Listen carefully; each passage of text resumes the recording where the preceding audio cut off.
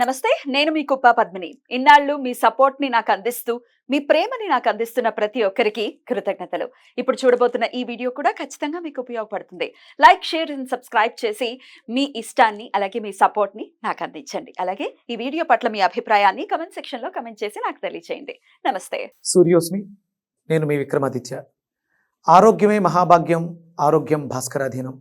ఆదివారం మద్యం మాంసం మైదనం వద్దు, ఆరోగ్యం ఐశ్వర్యం వద్దు. మీరు ఆచరించండి, 10 మందిని ఆచరింపచేయండి. ఆచరించండి, ఆరోగ్యవంతులుగా ఉండండి. ఆచరించండి, ఐశ్వర్యవంతులు కండి. ఆచరించండి, ఆనందంగా జీవించండి. సూర్యోస్మి.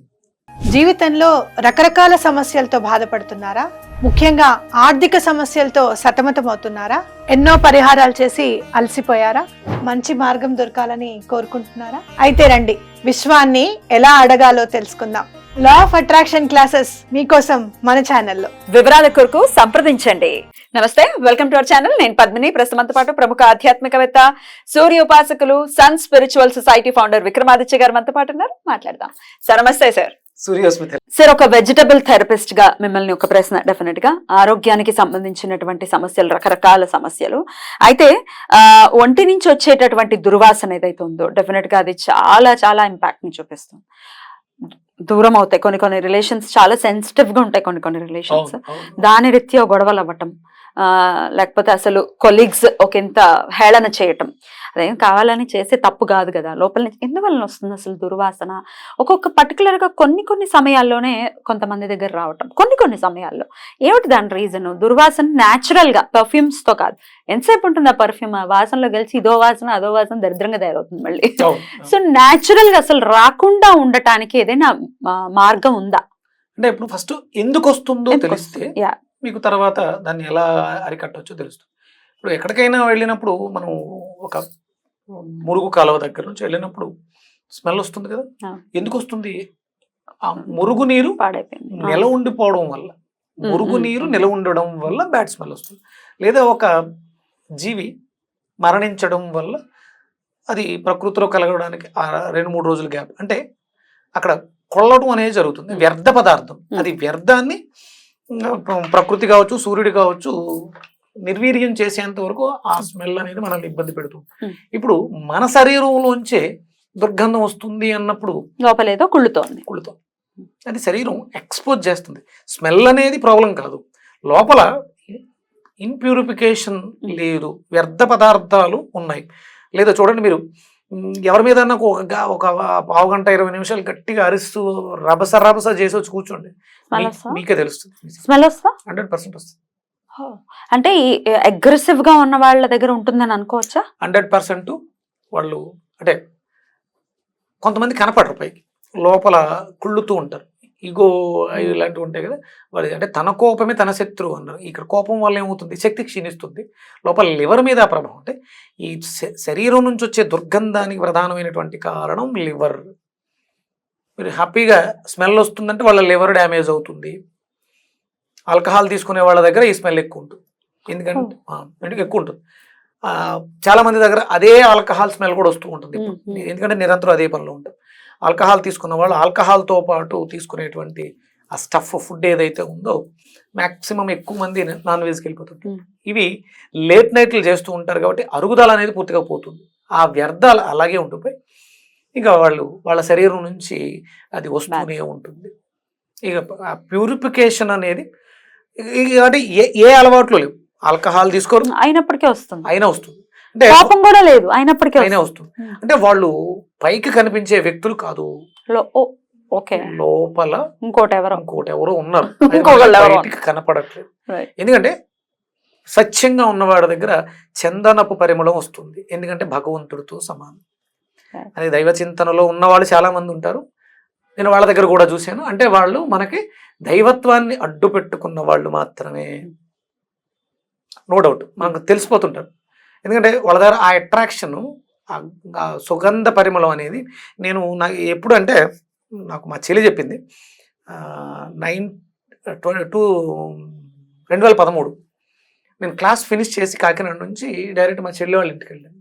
నేను వచ్చేసిన తర్వాత వాళ్ళ ఇంటికి వాళ్ళు తెలిసిన వాళ్ళు ఎవరు వచ్చి, ఏంటి ఏమన్నా శాండల్వుడ్ వెలిగించేవా అని అడిగిందంట ఆవిడ. అంటే నేను క్లాస్ నుంచి వెళ్ళాను, అంటే నేను విన్నది కాదు ఆధ్యాత్మికమైనది. అక్కడ గురువు గారి గురించి ఎక్కువ మాట్లాడడంతో, అంటే ఆ రోజు క్లాసులో ఏంటంటే, మీరు నమ్మితే, మీరు విశ్వసిస్తే గురువు మీతో ఒకటి ఉంటారు. నా ఫస్ట్ క్లాస్ అంటే నాలోనే అంత దైవత్వం వచ్చింది కాదు, నాతో పాటు దైవం తోడొచ్చింది, నాతో పాటు ఉన్నారు గురువు గారు. ఆ గురువు యొక్క ఆ పరిమళం అక్కడంతా వ్యాప్తించింది. బయట నుంచి వచ్చిన ఆవిడకి బాగా తెలిసింది.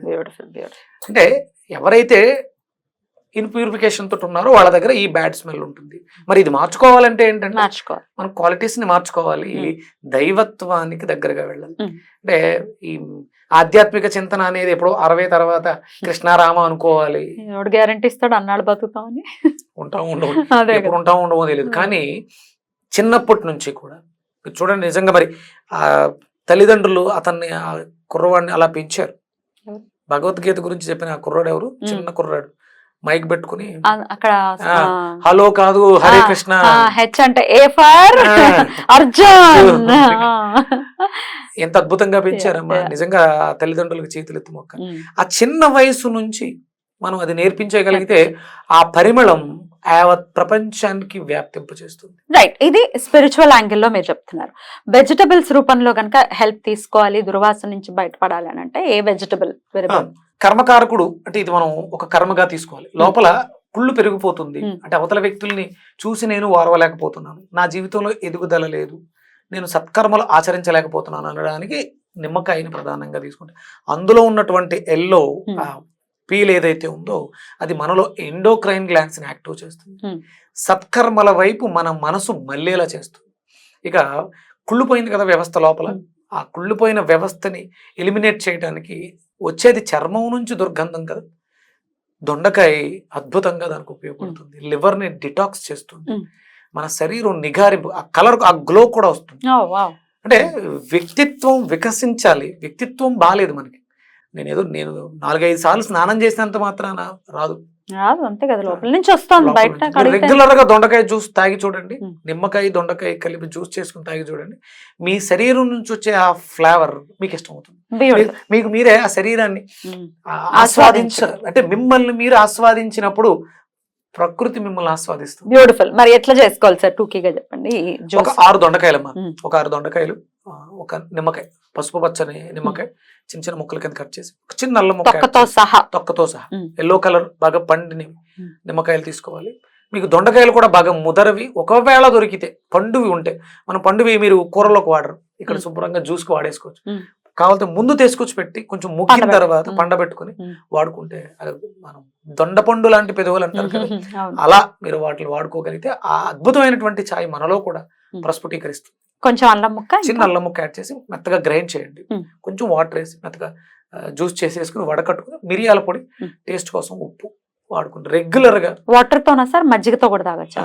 అంటే మార్నింగ్ అయితే మజ్జిగతో తాగొచ్చు, ఈవినింగ్ అయితే వాటర్ మాత్రమే వాడుకోవాలి. ఇంకా అద్భుతంగా ఉండాలి అంటే చెరుకు రసం చాలా బాగుంటుంది. చెరుకు రసంతో జ్యూస్ చేసుకుని రెగ్యులర్ గా ఒక నెల పాటు వాడితే మీ శరీరం మీకే నచ్చుతుంది. నేను బాగాలేదు, నాకు నేనే బాగాలేదని కొంతమందికి అనిపిస్తూ ఉంటుంది, అందులో మార్పు అద్భుతంగా వస్తుంది. వాళ్ళకి వాళ్ళు ఆబ్వియస్ గా ముందు వచ్చేది వాళ్ళకే కదా, దాని తర్వాతే కదా పక్క వాళ్ళ దగ్గరికి వెళ్తుంది. అంటే చేయగా అలవాటు అయిపోయి పక్కవాడు చెప్తే తప్ప మనకు తెలియదు. అవునా? అందులోనే మనం మురిగిపోయి ఉంటాం, మనకు అది పెద్దగా తెలియదు. ఎదుటి వాళ్ళు గుర్తించగలుగుతారు. చాలా మంది అంటే కొంతమంది బాగా తెలిసేది ఇంట్లో తల్లిదండ్రులకి, పెళ్ళైతే భార్యలకి బాగా తెలుస్తుంది. అదే స్త్రీకి వస్తుంటే భర్తకి తెలుస్తూ ఉంటుంది. అది ఆ వాళ్ళిద్దరి మధ్య కూడా గ్యాప్ ని తీసుకొస్తుంది. 100% ఆ ఫ్రీక్వెన్సీ అనేది వాళ్ళిద్దరూ దగ్గరగా ఉండడానికి అవకాశం. అంటే భార్యాభర్తల అనుబంధాన్ని, సఖ్యతని పెంచుతుంది దొండకాయని నిమ్మకాయతో జ్యూస్ అనేది. చాలా అద్భుతంగా ఉపయోగపడుతుంది. అద్భుతమైనటువంటి క్లెన్జర్, ఇక దీని మించిన క్లెన్జర్ ఇంక లేదు. బ్యూటిఫుల్. అలా క్లెన్స్ చేసుకోవాలి. అయితే భగవతారాధన కూడా చెప్పండి, దీనికి ఏమైనా ఉంటుంది? ఇది ఏ మాసం? ఇది సెప్టెంబర్ మాసం, భాద్రపద మాసం. భాద్రపద మాసం వినాయక చవితి. వినాయకుడు అంటే ఏదో ఒక చవితి రోజు పూజ చేస్తే కాదు, ఈ నెల అంతా కూడా మనం వినాయకుడిని ఆరాధించడం ద్వారా మనలో బుద్ధి వికసన జరుగుతుంది. క్లెన్జర్ ఆయన కూడా అద్భుతమైనటువంటి శుభ్రం చేస్తారు. బ్యూటిఫుల్. అలా శుభ్రపడాలి, అటు మనసు శుభ్రపడాలి, శరీరం కూడా శుభ్రపడాలి. ముందు శరీరం అయితే ఇనిషియల్ గా శుభ్రపడాలి ఫస్ట్ ఆఫ్ ఆల్, ఎందుకంటే ముందు దూరం అయిపోతే మనుషులు కష్టం కదా. సో ఇది అడగచ్చు, అడగలేకపోవచ్చు, డర్మటాలజిస్టుల దగ్గరికి వెళ్ళటం, ఈ సమస్యతో బాధపడుతున్న వాళ్ళు, సో వీళ్ళకి న్యాచురల్ గా ఏ రెమెడీ చేసుకోవాలనేది చాలా బ్యూటిఫుల్ గా ఎక్స్ప్లెయిన్ చేశారు.